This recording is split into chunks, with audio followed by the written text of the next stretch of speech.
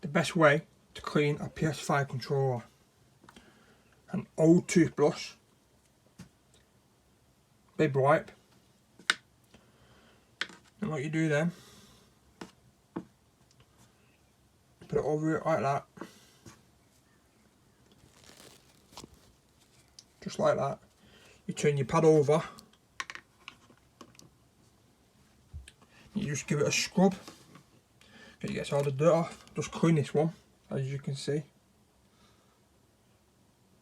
But yeah, the best way to clean your PS5 controllers: an old toothbrush and a baby wipe. Thanks for watching, subscribe and like.